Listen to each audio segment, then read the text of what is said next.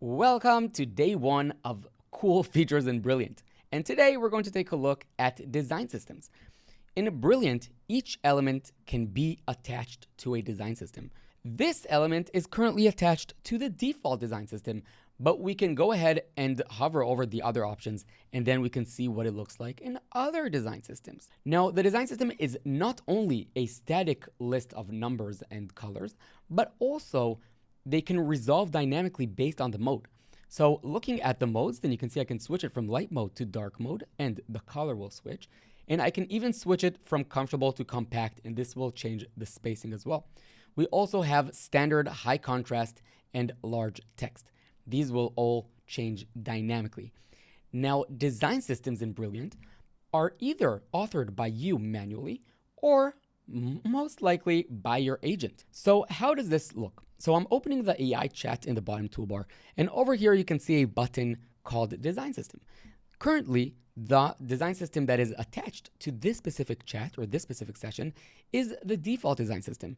If I now send off a prompt, the agent is required to use this design system throughout the design. The colors, the spacing, everything must use the default design system. So that's option number one, choosing from an explicit design system that you already have configured.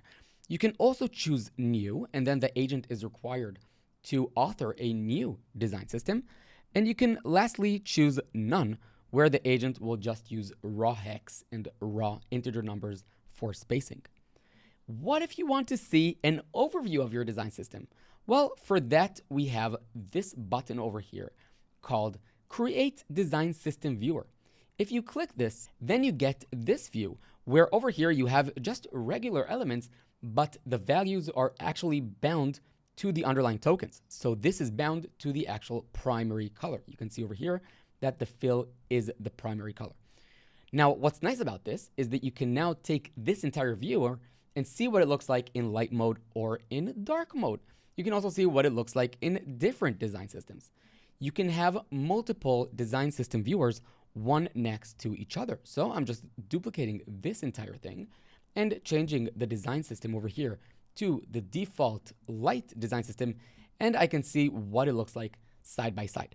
Now, you likely don't want the agent to change your design system without approval.